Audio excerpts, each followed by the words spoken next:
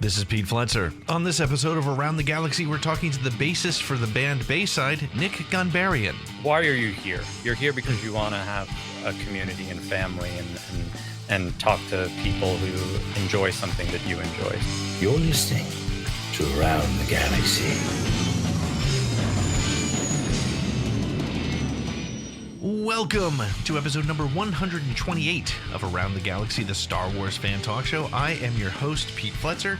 Thank you so much for joining us this week. If this is your first visit with Around the Galaxy, well, thanks for checking us out. I hope you enjoy the ride. And if you're a return visitor, you've heard me say this before, make sure to hit that subscribe button. And, you know, it's not just because you're going to get Around the Galaxy every Tuesday, but now every Saturday, we bring you a special show called Disturbances in the Force. And basically, the motto there is you give us 5 minutes, we'll give you the galaxy. I keep up with all the crazy Star Wars news that happens during the week, and we deliver it to you on Saturday mornings with no spin, no clickbait, speculation. We just bring you the facts from all the Star Wars things happening over the last week. And of course, we make sure you get the links to the stories in the notes section. So check us out there.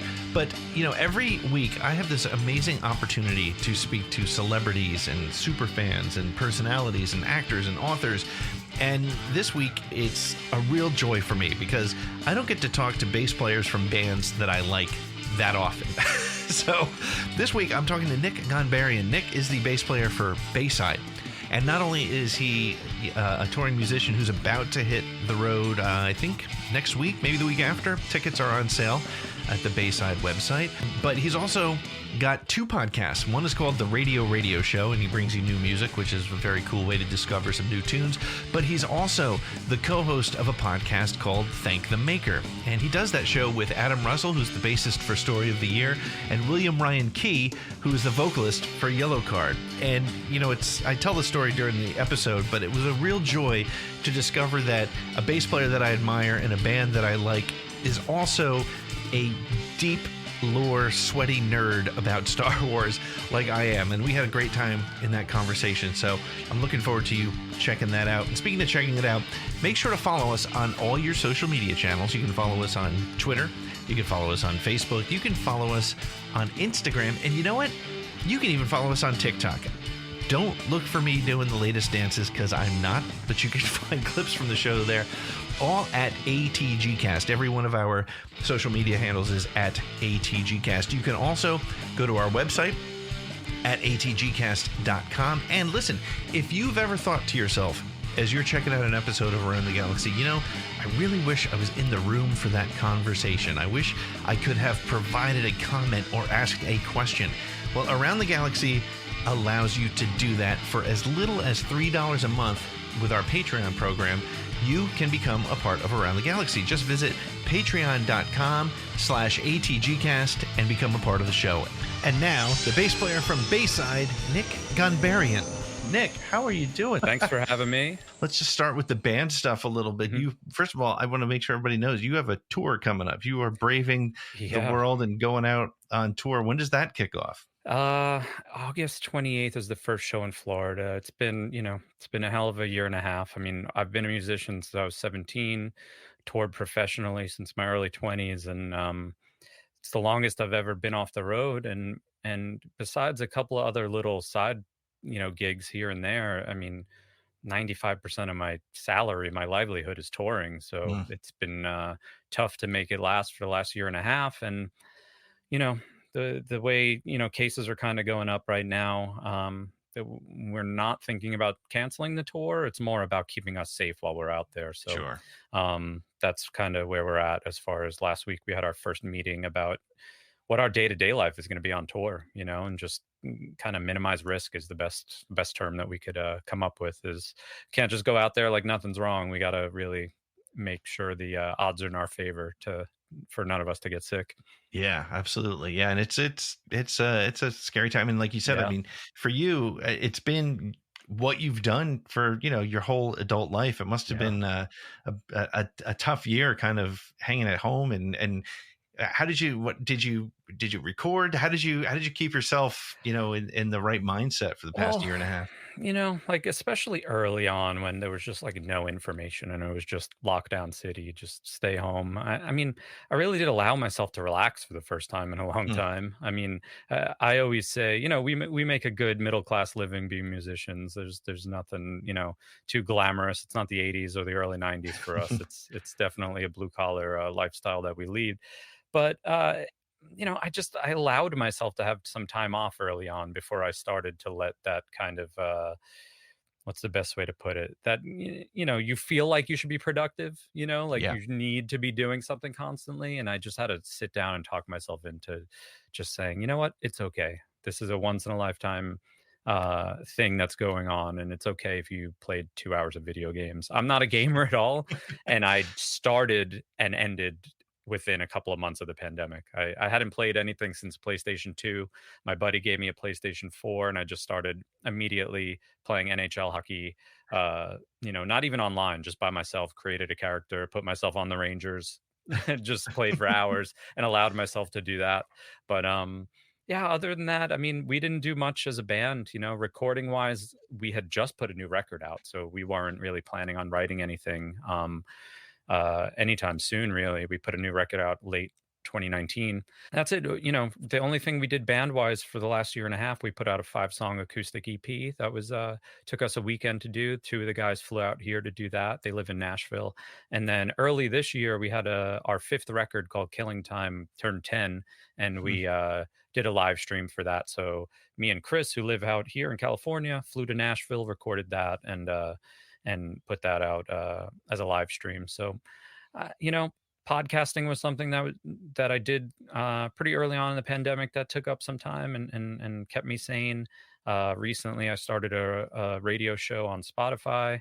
I took up running because the gym was closed. So I've been running a couple of 5Ks a week. I mean, I really, as a musician, going back to that whole blue collar mentality, like I really do take free time as a part of my payment. Like I Right. don't have to work a 9 to 5, thankfully. Like I've dedicated so much of my life to being a musician, and it really sucked having that taken away from me. Yeah. For it wasn't like I quit or got fired or anything like that. It was just something that none of us could do. So yeah, I mean, it was difficult mentally in some cases, especially financially, not being able to like earn money. I want to say I just chilled. I definitely was productive because Right. me and my drummer have a coffee roasting company. So that took up a lot of time this year because we were finally able to dedicate a lot of time to it because we weren't on the road. So Right. we roast coffee together, and we kind of just did a bunch of projects, came across a couple of different cafes that needed to, that wound up using our coffee. So that kind of took up a little bit more time. But at the end of the day, I allowed myself to chill when I needed to. What is it about rhythm sections and coffee, man? I'm a coffeeholic. Charlie Benante, when he was on my show, we talked about coffee. It's like there's a thing there. I don't know what Yeah. it is, that base. Yeah, I mean, for us, it was really just, me and Chris are always kind of the battery back there, the rhythm section battery, and we were kind of just always into similar stuff ever since he joined the band in 2006. So part of our daily touring routine would be hop on our bikes and find the best coffee roaster in every town, and that's where we came up with the idea to start our own company. And then, over the last couple of tours, we actually were able to go to different roasters and cafes and kind of talk business a little bit. Oh, wow. Drop off samples and kind of just make friends. And never, we're more band guys than we are business guys. So we almost like run the coffee roasting company as if it was a band. But it was weird. Last year, like I said, it was the most time we've got to dedicate to it. So it actually, had some legs under it. We always kept it like at bay because we knew we toured and we would have to like shut it down every once in a while we were gone. But the last year and a half, we've spent so much time building it up to a point of us, hopefully in the next year or so, potentially like having our own cafe and that type of thing. So that's been going great. That's great. That's it's so cool to have, like you said, that is one of the pluses to being a musician is you do have, different hours, so you can invest in your time in things that you're interested in. Yeah. So maybe I'm going to talk bass a little bit because I'm a bass player, have been since I was in 4th grade, I think, or something like that. And but so how did you get into bass? How did you end up picking up the bass and Let's see. like making it your instrument? Yeah, it was kind of by not by design. I knew I wanted to play an instrument. Like really the first so I was born in 1980 and I would say around like 94, 93. I mean, I definitely was into like the grunge era, but not Hmm. obsessed with it. Like I like Nirvana, Soundgarden, all that type of stuff. But nothing really made me obsessive about music until Green Day came out and I did the whole reverse engineering of punk rock from that point on, Yeah. and found all the bands that influenced them and found the whole Southern California and Northern California punk scenes, then found New York, hardcore and punk and all that type of stuff. So it was one of those really exciting times in your life where it was just so formative and you just were a sponge to like every piece of information and every like band that was linked to another band. It was always so much fun to kind of just find those links there. But I would say for sure, Green Day kind of being a mainstream band was when me and all my friends started to pick up instruments. And it just so happened that like the first friend picked up a guitar, then my second friend picked up drums. So I was like, I guess I'll play bass. So it wasn't really by choice that I picked the bass, but it was for sure something, being a musician, I felt like was on the cusp. And I was like, well, I could either play guitar and we could look for a bass player, or I could just play bass and then we have a band. So who are some of your influences? It sounds like that. Well, obviously Green Day, but Yeah. who else? It's really crazy to think that like early on, obviously Green Day and like Matt from Rancid's like as far as I'm concerned, the best bass player to be like in a functioning band. But he's ridiculous. I could never play some of the stuff that he does. But And the sound that he gets is so yeah, sharp and yeah, it's like it's ballsy. such a Yeah, Rancid sound, you right. couldn't put that sound in another band. That's true. Yep. So, trying to emulate them is how I learned to just learn my way around the bass. But since I was 17, I've been in bands. So really I Hmm. never stylistically evolved past that like kind of mid 90s punk bass. Right. I think just as bass players are, they're normally, more low key. I'm definitely a chill dude. So like I'm not looking to be Matt from Rancid in my band, like I'm looking to support the band and throw some fun notes here and there. And I never wanted to be like the focus of the attention. Right. But yeah, I mean, I honestly, in a weird way, like I've never tried to learn any like Foo Fighters songs or anything like that. But I feel like stylistically, I wound up playing more like Nate from the Foo Fighters in Sunny Day Real Estate, where he's just kind of classy, like he's there to class up the joint. He's not there to run the joint. Yeah, the way I put it is tasteful bass playing, right? Yeah. He's there. He's not going way outside the lines, but playing where he's supposed to, and it's the perfect choice for the songs, which is great.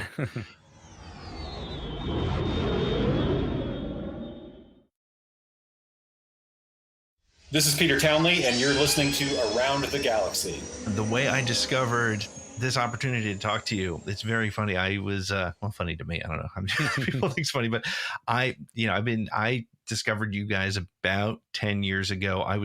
There were two bands that I hit around the same time as you, and I found you guys to be sort of like somewhere in the middle. I got really into Death Cab for Cutie. I thought that, in fact, I kind of feel like there's a lot of times there's a similar sort of flow of the melody line. There's something that they might do. Yeah. And Coheed and Cambria. And you guys, with sometimes your harmonies are like, you have that similar, but what you have that's so unique is that just sort of that drive. And I really got into it. And so I'd followed you guys on the various social media channels. And then a couple of weeks ago, you posted you were buying there's a brand of amplifiers called Orange. I play Harkeys, nice. But you play, and they have a model called the Obi-Wan, and you posted something like, I might just buy this because it's named Obi-Wan. And I was like, wait a second. And then I did some research and found your podcast and all kinds of things. So tell me a little bit about your Star Wars journey. When did you discover Star Wars? When did it take hold of your life? Yeah, I mean, my favorite part of this story is that my mother tells me, like pre me having memories, my mother tells me that I was glued to the TV. So I might call that brainwashed. I might be brainwashed, but I have early memories specifically revolving around Kenner toys and all that type of stuff. Well, of course, I loved the movies, but I just think that era, that first era of toys being made was like so key to, sparking imagination and being creative and stuff like that. So a lot of my memories had to do more with collecting toys. Of course, I love the movies, but I didn't really get nerdy about the movies until, in my 30s, really. Yeah. I loved, when the prequels came out, I loved those in a different way for sure. But like early on, it was just always about playing, it was always about playing with those toys and replaying scenes with my father in my house, like chase me down the hallway like you're a stormtrooper and I'm Han Solo, or like take all the sofa cushions off the couch and toss them on the floor and it'll be like we're in the trash compactor, that type of stuff. It was just allowing my my imagination to run wild. So I was an only child till I was 9 too, so I played with some kids around the block, but mostly it was my parents and toys keeping me having fun at home. So It's that's interesting. it. Yeah. It's interesting because I was thinking about it the other day, because there's, being as active on Star Wars Twitter as I am, I see people who watch the movies like all the time. And I realize that I watch every single Disney Plus thing that comes out as it comes out. And I never miss it. I literally set the alarm for early on Friday morning so I don't get the spoilers and all that stuff. But I realized that I don't watch the movies so much as they are a part of my life. Oh, totally. And yeah, I mean, it's not like I spend, okay, it's Saturday, I'm going to spend 6 hours watching the original trilogy. That's what we're doing this week. It's just, it's there. And it sounds like it was a similar situation for you as well. Yeah. I mean, I think, I'm going to be 41 on Friday. So we're within the same age group. And it is, the internet has really helped us all find, a larger Star Wars community. And like, when I look back at, now that I'm more active in it, when I look back at photos of like the first celebration or what Star Wars like meetups were in the 90s and stuff, like we all owe so much to those people for keeping it around, like the fans, whether it was reading novels or comics when really the only thing that was going on in Star Wars was that stuff. It's like, it never left pop culture. It's been like the most, since the Beatles, the biggest thing that affected pop culture really. And that's the beauty of it, is that it's generational. And really what sparked my like new excitement for it was Disney buying Star Wars and Lucasfilm and knowing that there's going to be, as long as I'm here, there's going to be new Star Wars. And I think that's a beautiful thing, because there's, if some of us are lucky enough, specifically with Star Wars, to have like a through line of something that you love for your entire life, like it's just a beautiful thing. It is pretty wild. I always say, like, if you told 15-year-old me that when you're when you have your own kids, there's going to be new stuff coming out every couple times a year, it's crazy. And that's one of the things that I find a little bit frustrating about some of the conversation online is people complaining about stuff. It's like, no, you know what, there's good Star Wars and there's stuff that you don't love, but there's always something to talk about, right? Yeah. And it's just, the internet is the internet. And there's a time where, whether I want to like argue or disagree with people on Twitter to, my face turns blue. There's a time when that happened. And then like, I don't know, like, I don't want to call it growing up or learning or whatever happened over the process of the last 5 or 6 years. I'm just like, listen, there's actually no reason. There's no point in arguing on the internet. Nobody wants their mind changed. Right. And the loudest voices are the meanest voices, and there's less of them. So, but somehow they're the loudest. So to me, it's just pointless to either engage, a troll or someone who's negative or whatever.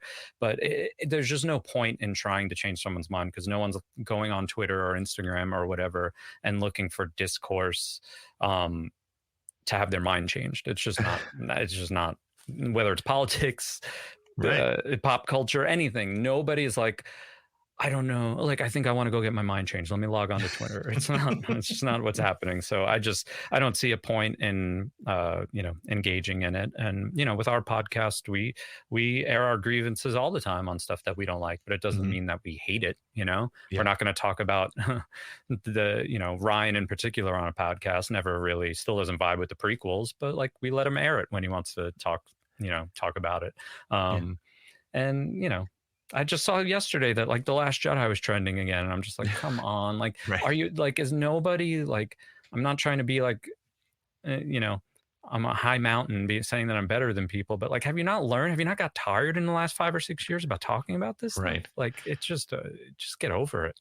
Yeah, I mean, and that's just you make a great point too, because you're not going to change anybody's mind. And the point of getting out there and just shouting an opinion doesn't get you anywhere either. And so it's there's one particular guy who direct messages me. He won't let it go, and I tell him, like, you've become a cartoon character, man. You're like, you're literally like kind of coming in and saying the same thing all the time. People expect it from you.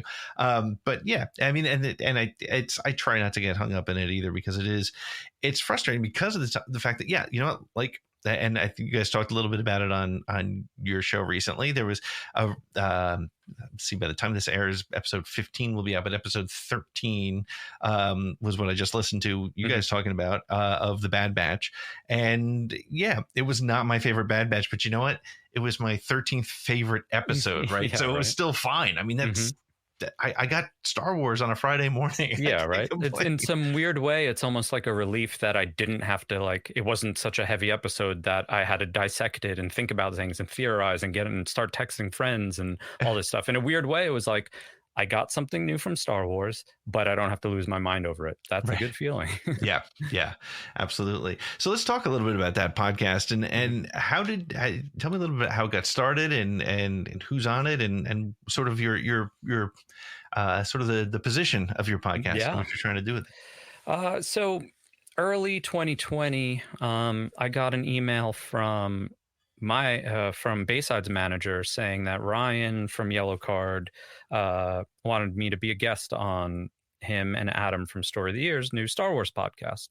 Immediately I said yes. At that time, this was pre-pandemic. Ryan lived in Los Angeles. I live closer to Disneyland in Orange, California. So Adam flew out here because they wanted to go to Galaxy's Edge. They wound up coming to my house to film one podcast specifically about Solo, because they had just started the podcast and they wanted to cover all the movies first. So he gave me a choice between, I want to say, Rogue One and Solo, perhaps. And I chose Solo because I was actually on tour with Ryan when he was auxiliary musician for Newfound Glory when we were on tour with them. So me and Ryan actually saw Solo together in Pittsburgh while we were on tour. So I felt like, all right, that's enough of a story for me to like choose this. And I genuinely love Solo. They came over, we recorded an episode, and I'm pretty sure it was the next day. I don't think it was the same day. I think the next day Ryan just texted me and was like, hey, that was really great. Like, would you consider like just coming on as a third host? And at that point, again, pre-pandemic, I was like, I don't really know what's going on in my life. We're going on tour in like what I thought was going to be May or June. I was like, I was thinking about it too much. And then I was just like, you know what, screw it. Like, you're literally like, just say yes and go with it, you know? Cause like I knew Ryan, I didn't know Ryan well. We had done no real touring together besides Warped Tour, which isn't the most, you know, like I didn't hang out with Ryan every day. There's hundreds of people on Warped Tour and whatever. So that being said, then I just said yes, and we just went for it, you know, like I just kind of was like, yeah, for sure. Like, let's do it. It took a little bit of like a feeling out period, and really, and we just used the pandemic where we had nothing else to do. We used that to just kind of like grow the podcasting craft. Like I had been a guest on podcasts before, but I never really thought about the other end of it. You know, I was always the guy answering the questions. I never thought about like hosting and because I didn't know them that well, I think it took like a solid, like I would say half a year before like we found our flow. And then, you know, the podcast, it lives somewhere between, I think it started off in a good place because of our lineage with our bands. But I think that we kind of found a lot of the Star Wars community, or the Star Wars community found us. And now we kind of live somewhere in the middle where like we don't have to sit there and talk about our bands a lot, but there are people who found us because of the bands, who stuck around because they love Star Wars. And we never position ourselves as saying that we're like the ultimate, Star Wars Bible. We're learning as we go with a lot of stuff too. Right. And I think that we position it still to this day that maybe you only like the original trilogy, but maybe you like Yellow Card, Story of the Year, and Bayside. Come listen to our Star Wars podcast and learn a little bit more. Join the community. It's not something that like every Star Wars fan has to like know every single trivia question that ever existed. It's like we're all learning, and it's something that like if you're nerdy about Lord of the Rings or sports or wrestling or whatever it is, it's like there's a community behind everything, and that's the best part of life, is just finding people that you have something in common with, that you could commiserate with. And Star Wars is something that has so many more levels than a lot of people think. Someone could be like, oh yeah, I love Star Wars, and then realize, wait a minute, there's more than 9 movies. It's like, yeah, of course there is. Let's go take a deep dive. Yeah. I don't know, it's fun to have guests, but it's also fun for like just the 3 of us to like kind of do the whole podcast thing where we're just like being nerds and making jokes and whatever, and it's all under the umbrella of Star Wars. It's a lot of fun.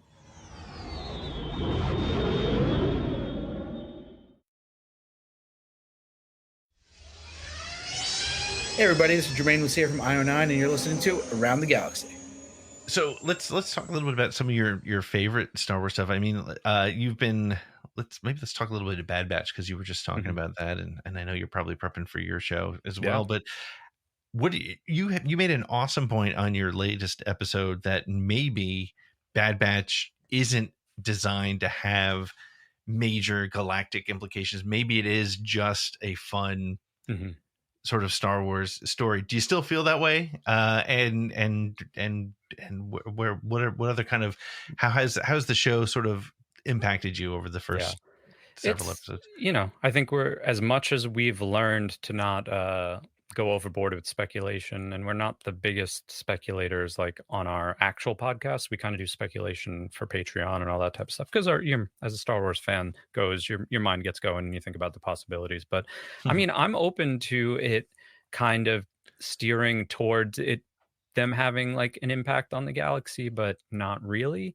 I just kind of go back to thinking about season 1 of Clone Wars or season 1 of Rebels, and like those were not super impactful. So we're still in, like, this is really the first time that like we're getting besides season 7 of Clone Wars, we're getting a brand new animated series that's weekly in the era of Star Wars podcasting and thinking and overthinking Star Wars. So like everyone, we all want to like podcast and throw YouTube videos up and do all this stuff.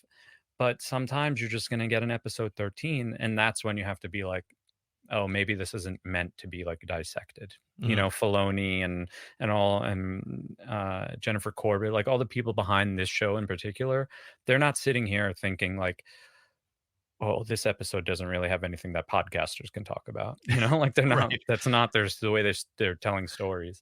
Yep. So I don't know. I'm open to it kind of just being fun and having like a very low grade connection to the galaxy, but it's also in like such a formative time for Star Wars, like in canon Star Wars, that like I'm sure season 1, as much as like I think I said this on our last podcast, as much as like one pilot episode kind of tests the waters for an entire season, then you just kind of like zoom out, and the first season is kind of like its own pilot, where like they're doing character development, laying seeds for future stories, all that type of stuff. So I think at this point, Omega being I mean, obviously since the beginning we've known she's a clone, so she's a Fett, but kind of getting a couple episodes ago the fact that she was kind of like basically in line with Boba, I'm like, all right, that's going to be a bigger story that it might not really have huge implications. It might just be a cool story, but then they have Book of Boba Fett coming out, so maybe there's just something out there that, this is the funny part about speculating, you could only speculate based off of the info that you have. Right. Meanwhile, people are writing this stuff right now, so they're coming up with other things. So that's why like speculating is fun, but I like stop after a while, because I'm like, you know what? There's people in a writing room somewhere that's literally making up new facts that we don't have. So Yep. like this isn't a puzzle to be figured out based off of the facts we have. They're writing it as we go. So speculating is like fun up until a certain point. So It's an interesting long time. answer, but But it's an interesting time to be a fan of really kind of anything like Marvel or even DC and Star Wars, because of the fact that there is so much content, right? So and I'm such a big fan of the week to week versus the binge ability. Oh, totally. Yeah. Otherwise, Stranger Things, people listen to it or watch it rather, and it's gone in the weekend, right? People have already talked about it, they moved on. But now we have this great thing where we could talk about, I honestly, I don't know that I would have cared much about Falcon and Winter Soldier if it wasn't week to week, right? I got so sucked into that particular story.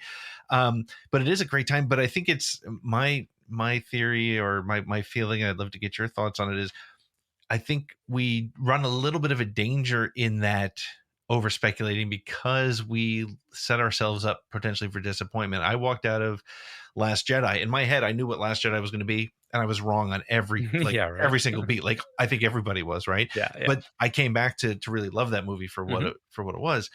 Do you feel like, the over speculating, the podcast world that we live in, the social media world, where as soon as the episode ends, you go on Twitter and you start seeing what people are thinking, and you start writing your notes for your podcast. Do you feel like it potentially sets you up for disappointment, or how do you manage it so that it doesn't?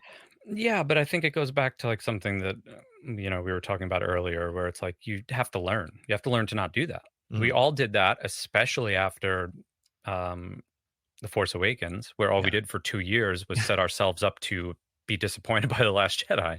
So it's like that's all on us. But then a couple more years of doing that with The Rise of Skywalker and then Mandalorian coming along, it's like you have to be able to like learn to not set yourself up. It's like a lot of people maybe don't have that within them to like look within themselves to like learn and be like, I have to change my behavior. But that's why we say it on the podcast. It's like you can't just be mad on the internet for the rest of your life. Like really think about the next 20 years of your life. Do you really want to just hate everything and argue with people? It's like, no. Okay, so then work back. What's the issue here? So I mean, to me, it's really just about realizing that you're not changing anyone's mind, like we said online, and like just why are you here? You're here because you want to have a community and family and talk to people who enjoy something that you enjoy. So that's got to be ultimately like the goal you keep in mind. And the whole like we as a community, I think we set ourselves up to feel a little weird with some of the stuff we watched in the last couple of years, and then you kind of relax a little bit, and then you go back and watch The Last Jedi and be like, yeah, it's amazing. It just wasn't what we were expecting necessarily, and it wasn't exactly what we speculated about.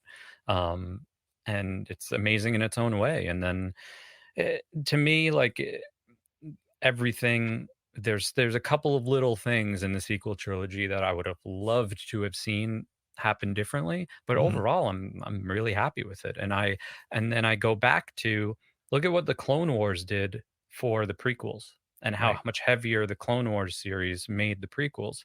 Right. That's something that has happened already, like a template that Lucasfilm could go back to and say, how do we improve the sequels? Or not even improve, how do we kind of make certain things heavier with an animated series, like something like that, which, that would be at the top of my list at this point, is something to do with like, I know the movies are kind of butt up against each other, but some kind of story that kind of is intertwined between Force Awakens and Last Jedi that makes both of those movies better, Yeah. I think that it's interesting that we're seeing some of the, the cloning things and all these connections. And I feel like the Disney Plus series is, I don't know, the plural series is doing a nice job. I think my own personal opinion is I'm not sure, because of, as you said, the sequels are pretty close together. There's not that big of a gap, but perhaps what these other series will do is tie all 9 together better, right? Like I felt like my biggest challenge, and I've said it before, and I to your point, there's no point in litigating my issues with Rise of Skywalker. I didn't hate it. It Yeah. was just not my favorite of the movies. There were opportunities. However, I Totally. think what we're seeing now is some connections being made that now you're going to watch those stories and be like, okay, so that actually ties back to Mandalorian or something Yep. like that. And people again want to say, oh, they're fixing it. They're not fixing it. They're expanding this universe that we love, right? Give me all of it. Give me all the maps and the stories and the, whatever you can tell me about that universe. Yeah, I fully agree, and I think it's a good point that you say, like, they're not fixing it. They don't think anything is wrong. They didn't put a wrong character's dead, like put him in by mistake, put him in the movie or something. Right. There's nothing to be fixed, but I think it needs to be amplified. To use that word again. Like I think that why would you not want to? You have the opportunity to make everything overall better. So why not take that opportunity? I mean, you have so many outlets to do it where, there's going to be, I mean, I don't know how ratings and streams work with Disney Plus, but I'm going to guess millions of people, probably watch The Bad Batch and Clone Wars season 7 and more so Mandalorian. But you have this opportunity to just enhance the entire galaxy, and I just it's such a good time. So I don't know why people, I mean, it is that immediacy of like, it's the same thing in music. If your favorite band put a new song out and then you listen to it once and go straight to Twitter and be like, didn't really like it. I'm like, you listened to it once. Like, what are you talking about? Like, then you listened to it once, you tweeted that you didn't like it. It might stop someone else from even listening to it because you're like, oh, I heard it was bad. And it's like, what's the point here? Like, you can't, like, it got to be a little bit more constructive with your criticism, I think. And it's, it's such a weird thing in music because unfortunately, especially like in our era of, growing up with 80s and 90s music, a lot of bigger artists pass away and they never got, and I say this and like, it sounds funny, but I'm not joking about people dying, but like, you don't think like Nirvana is like revered as like the gold standard because they had like 3 records before Kurt Cobain passed away and everyone loves those 3 records. You don't think they would have wrote some trash by album 5 or 6 or 7 and that would have like hurt their career? Of course they would, because everyone else who still puts out music from back then has put out trash. And the same thing with, how at a certain point, especially if you're successful, you're going to lose that fire within you. So much of in music, and I would say even comedy, I see a lot of like stand-up comedy in particular, like, why isn't Eddie Murphy funny anymore? Like that type. It's because he's been rich forever. He doesn't have that struggle. He doesn't need to look for that the inspiration to be successful anymore, and that's a little bit of a detriment. So it happens with musicians and comedians a lot. I see that just you reached your goal and it's like hard to find what that next goal is because you're just like, well, I wanted to be funny and be an actor and make money and I did it. Now what? Yeah. Same thing with music. I do think the EDM Nirvana album would have been awesome though. Totally. So we talked about a lot of Disney Plus stuff. There's a huge list of things on the horizon. I mean, when my buddy Scotty, who's actually, I think he's in the chat right now, there's a video of him like responding to all the stuff that Kathleen was dropping on us as fans back in November, December. That list, what on that list are you kind of most excited about? At this point, with who we know who's cast and all that, I would say Obi-Wan for sure, because I didn't watch the Clone Wars like when it was actually like airing. But I would say it's some of my favorite Star Wars at this point. So I've watched it enough, and full on, no longer when I see Darth Vader in his suit, I don't even see Darth Vader anymore. It's just Anakin. It's like manipulated, sad Anakin. And that's what the Clone Wars has done to me. So knowing that Hayden Christensen is cast in Obi-Wan is just making that whole thing that's what I want to see. Totally. Like, I don't know really what they could do as far as like, kind of putting out new stories that really affect things, but I feel like they're gonna do what the Clone Wars did to the prequels, where the Obi-Wan series is potentially just gonna make things so much heavier.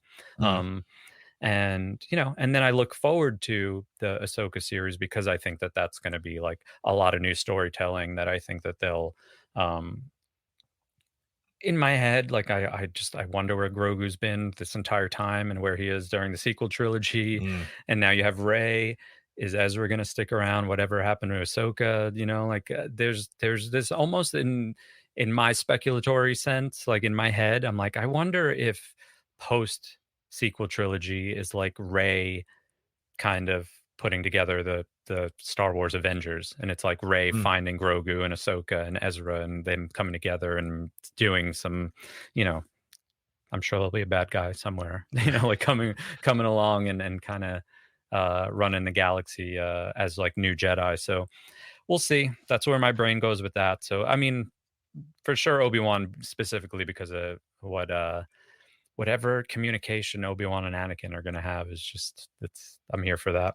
Yeah, I'm dying to see. Give me Ewan McGregor in the Clone Wars armor, like in real life. Just bring that to life. That would be amazing. Very excited for that. What are your thoughts on, and we've seen this a lot, especially during Bad Batch, the concept of it's a small galaxy. Is it too small? How do you feel about seeing characters that we've seen before show up in Star Wars? It doesn't bother me. I mean, I'm here. It's entertainment. I'm here to be entertained, and I'm here to, so much of Star Wars is the interconnectivity. So I think how could you complain that Cad Bane shows up when we literally have like 6 new characters that the show is named after? Right. It's like you kind of like pinpointing something you think is wrong and like counterpoint. The show's called The Bad Batch. It's a bunch of new clones that all have different personalities that are existing in the universe. I mean, I don't know. It doesn't bother me. It's just it seems like a complaint that's easy to write about, and it's going to keep happening. So you could kind of make it its own hashtag or whatever, Right. and the next time it happens, be like, see. It's like, no, I'm waiting for Han Solo to show up when they're on Corellia. That's what I want. Exactly. Yeah, no, and I think that's just it's a big galaxy, but it's a story about it's a small story, right? You want all those folks together. But I think it's also like weird knee-jerk reaction stuff where like new characters might not do that great because people are going to complain that it's not like old school enough. It's Right. like I don't envy Lucasfilm's like story group and writing and all this stuff at all because they have to constantly do both things where it's here's new stuff parallel to old stuff because some people want new stuff, some people want old stuff, and if you do one or the other people are going to complain. So they're constantly doing both, which is not the best for being creative, but it kind of just is what it is. I think they do a great job with that. Yeah, I agree with that. And I think it's I mean, you are right. It's a 100% damned if you do, damned if you don't, right? Yeah. You're going to have people will say, well, that's whatever. They'll find a reason to have an issue with everything. But I personally, I love it. I'm a big fan of the cameo of the week, and because it's building on all these characters that we had, and they have to come from somewhere. And that, for example, that Deveronian who showed up in the last, he'll come back some point, right? Yeah, totally. He'll be somewhere. Sid will, have to make a decision at some point, and her character will become something. And Hauser, and there for every character we're saying is a repeat or a cameo of the week. There's a lot of growth and a lot of interesting things happening. And honestly, Clone Wars took 7 seasons to give us all these characters. We're just getting started. I like that you're saying that, look at Bad Batch as sort of a pilot episode or pilot season and see where it goes. And as Matthew says here in the chat, Star Wars fans love nostalgia, right? And we tend to not like change, which is a very interesting a kind of a dichotomy, and it makes it sort of impossible. Like we all want to see young Luke at some point during the Obi-Wan series, right? We want to see that kid, but of course we'll complain about it as well, or we won't, but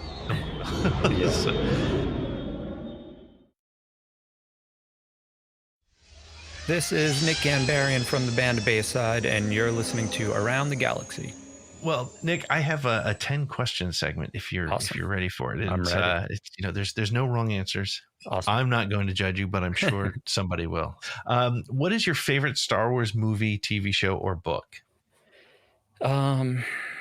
Movie, I'm going to go with Return of the Jedi. That's definitely the one that, I just love the culmination of the hero's journey. And as much as in my adult life, I say that Leia is my favorite character. Growing up, Luke was my guy. So I love seeing that for sure. And, series, I'll go with Clone Wars for sure.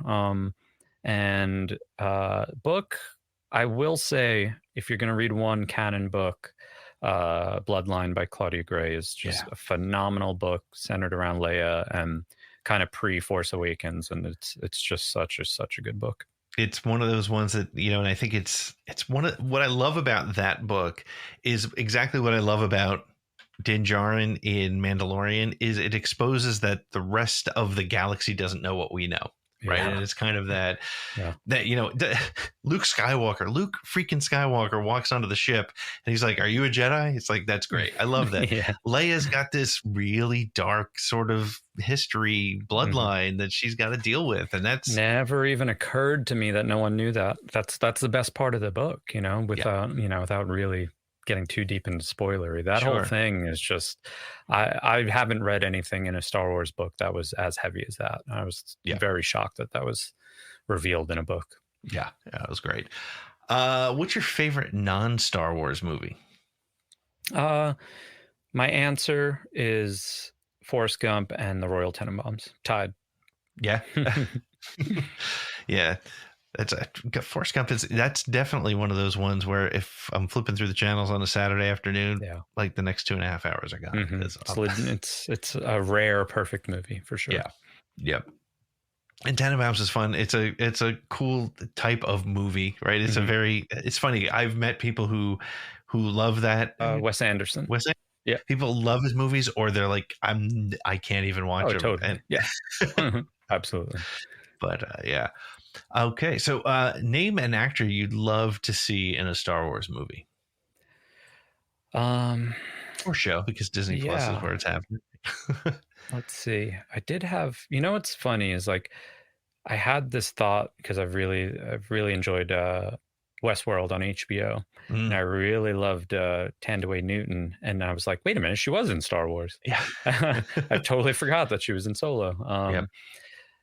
Man. There's an actor. I'm not going to answer this question great because I can't remember the actor's name. But he was kind of like a little bit of a shady character in His Dark Materials. And he was a British dude. He had a pretty unique look to him. He was in the newest season.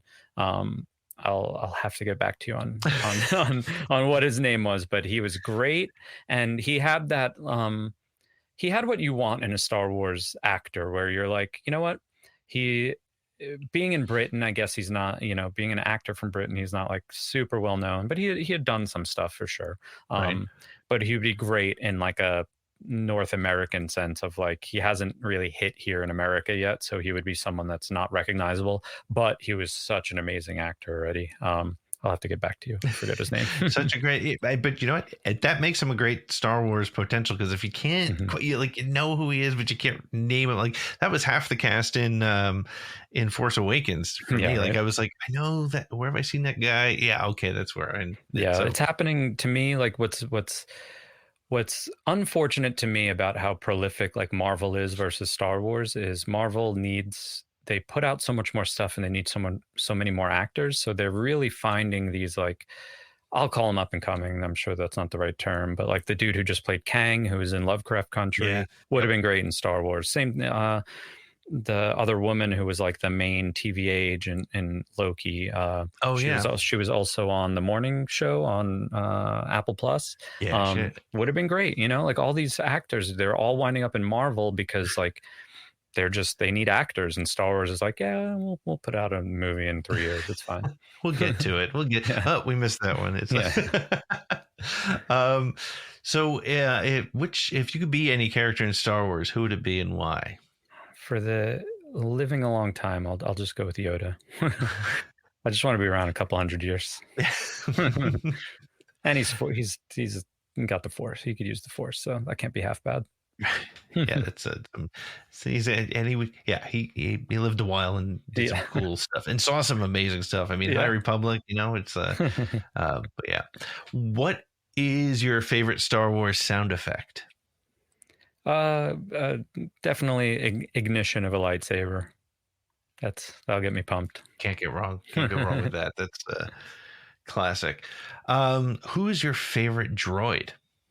I kind of like the Eeyore-ness of K2SO, so I'll go with that. If I'm gonna have like a droid partner, I'd like it be in that like L3 K2SO, like kind of snarky vibe. I'm with you. I've never thought of it as Eeyore-ness until you said it. Now that's exactly it. He's probably the of all the characters that I've quoted in the Disney era, I've quoted him probably more than anyone. Yeah, right. I see you have some stuff behind you, but what is your favorite Star Wars collectible? Like I said, I was an only child till I was 9, so I got every single Kenner thing that I could possibly have, and that's all in my parents' house still in New York. All my stuff here, I'm looking, out this way, it's all my newer Black Series and vintage collection and stuff like that. But I would say my favorite piece that I have, I'm looking at right up here. It's an older vintage collection from Revenge of the Sith, and it's Anakin Skywalker pre getting cut up and burnt. So there's 2 different versions though. One title card says Anakin Skywalker and another one says Darth Vader. So there's a couple of figures out there that are Anakin. Well, looks like Anakin Skywalker, but it's technically Darth Vader because that couple of minutes in Revenge of the Sith where he was Darth Vader. So that's kind of my favorite thing. I have 2 or 3 different versions of kind of 3 3/4 inch figures where you're looking at Anakin, but it's Darth Vader. So that's kind of my favorite. Are you a big collector? Are you in the last couple of years, I've been a little bit more of a completist with Black Series. Like I've got all the red boxes, and I've stayed pretty up to date with the newest phase of them. Feeling a little uninspired lately. I think the pre-ordering everything kind of weighed on me a lot. Yeah. Plus, I just think that for whatever reason, probably for, I'm going to guess, cost-cutting reasons, like Hasbro's kind of just not putting out that great stuff. Like they're kind of leaning into, you could tell they're like reusing parts and what could be released that's like sort of a re-release with different paint or, different armor or whatever it is. So I'm kind of just like slightly uninspired. I would say the only thing that I don't have yet that I don't think it's really hit the shelves yet is like Casca Reeves, just because I like wrestling too. So I'm like, oh, that's a good figure. I kind of want that. But everything else, it's like I collect because I like collecting. I don't collect because I want to have everything. It just sits on a shelf after I have it. I'm more about like that, how I felt when I went to Toys R Us when I was a kid. It's like, I want to find stuff. So the days where I could go to a couple of Targets a day and I finally get what I'm looking for that's kind of the feeling that I'm going for. Yeah. Do you go toy hunting at all when you're on tour? You're in I had one Madison, Wisconsin. You're like, I'm gonna hit this Target. Nobody's here. Yeah. It was probably, I think it was the tour. I want to say it was probably like 3 years ago where we were on tour at Newfound Glory. Where I just had like a huge box of stuff that I grabbed. But at that point I needed a lot. At that point I had started to really become a like completionist with Black Series. So I didn't have everything. So I was still trying to like find older stuff. Yeah. So that was a big tour for me a couple of years ago where I found a solid like 15 like red box Black Series that I needed. And yeah, that was pretty awesome. My challenge with Black Series is I have an 8-year-old son, and I usually have to.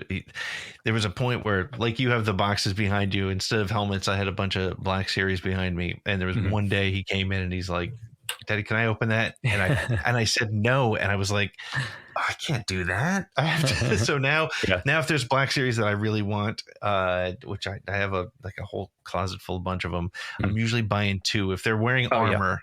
Because my son's all about the clone troopers and the stormtroopers and the bounty hunters. Yeah. So I'm buying 2. Which 2 is when I for sure it's like, all right, that's too cool. I have to be able to open one. So it happens frequently, but not that frequently. If you could own any spaceship or vehicle from Star Wars, what would you own? And I'm going to take the Falcon off the table. Too many people have said that in 127 episodes. Yeah, it's tough because this first, every time I see that thing in real life in Galaxy's Edge, it's the best feeling ever. An X-Wing I don't want because it's pretty much a one-person kind of deal. I mean, really, the next best thing to hang out on with friends is going to be the Ghost, I guess. I really like the cockpit on the Ghost. Really, really cool. So I'll go with that. All right, that's a good one. I'm starting to become a big fan of the Marauder. I'm waiting for my Lego to show up. Did you see? I'm not the kind of guy to take credit here, but a couple episodes back, I put we have a section, our Easter egg section on our podcast called the Den of Antiquities, and I said a couple of weeks ago that the Marauder was the exact shape of the Camino saber dart from Attack of the Clones. Oh, and then a couple, I want to say 2 weeks later, David Collins from Skywalker Sound retweeted that. Sam Witwer sent him a text with them side by side, and I was like, oh man, I totally put that out into the universe 2 weeks ago, and nobody else was saying that or anything. It's really such a low key thing to recognize. So I felt really good about that. The Marauder's awesome, but yeah, pull up a picture of the Camino saber dart. They're the exact same shape. I'm gonna have to do that as soon as we're done here. That's cool. That's really great. Yeah. That's a great catch. And and just in my head, I can see it. That's awesome. Yeah. Wow. Cool. And yes, the Ghost is awesome. Mm-hmm. It's one of the few I have. That X-Wing Squadrons, or I think it's called X-Wing. The game is like a tabletop strategy game, and you can buy the little ships. It's a weird thing, but it's the only. I've never played the game, but it's like a strategy game. Yeah. Okay, yeah. The only thing I've ever bought was the Ghost, just because it's so cool to have a ghost the size of your hand, which is awesome. Yeah. All right. What is your favorite Star Wars moment? I'll go with a little bit of recency bias, but when Kylo in Last Jedi, when Kylo pulls the saber through Snoke and the saber kind of just floats into Rey's hand with the music hitting, then I don't know what's better than that feeling. That's what's so funny about The Last Jedi is you could almost put a super clip together of some of the best Star Wars that exists, and it's all in that movie. And then the stuff in between is the stuff that's a little faulty. But that moment with that music cue, because so much of Star Wars is the music cues. Yeah. Her grabbing that saber right when that first note hits I have chills just thinking about it. It's so good. So let's go with that. Okay. And the final question on the list here is, what is your go-to Star Wars quote? It's from Solo, because I think it's when they're in the shipyard breaking out the Millennium Falcon, and he says, let me get this right here. What does he say? He says, I don't like it. I don't something, but I accept it. Whatever that line is there. Because it's just so that's you. I use that in normal day life. I'm totally a very I compromise is the best way to squash something. So it's kind of like that Lando line where he's I don't like it, something else, but I accept it. It's I totally disagree, but okay. Yep. So it's whatever that line do is. It. Yep. That's great. Nick, thank you so much for joining us. This was fantastic. Where can people keep up with you on online and keep up with the band? And also, tickets are on sale now for the tour all over the place. Yeah. Yep. A couple of shows I know Denver and our North Carolina date are sold out already. But yeah, there's tickets available for every show besides those. And the easiest thing, I would say, I'm most active on Twitter and Instagram, and those are both at Nick BAYSIDE. And you'll be able to find all my other endeavors on there, whether it's the radio show, which I do every week. Actually, I'm about to finish recording this week's episode. That'll be out on Tuesday. So new episodes of that drop every Tuesday. New episodes of Thank the Maker drop every Thursday. And then, Legal Speed Coffee on Instagram. That's where Chris, the drummer of BAYSIDE, and I put all of our coffee roasting stuff on social media. So, I do a bunch of stuff. Well, that wraps it up for this episode of Around the Galaxy. If you had fun, please like, subscribe, share, and review it. If you really had fun and would like to be part of the live virtual audience, please check out our Patreon page at patreon.com/ATGcast. Make sure to follow us on Twitter or all your social media at ATGcast, and go to our website, atgcast.com, for more information about the show, merch, and all kinds of great links. Around the Galaxy is copyright 2021 Pete in the Seat Studios, and our music is by the band Silver Colored Knob, which can be found wherever you find music.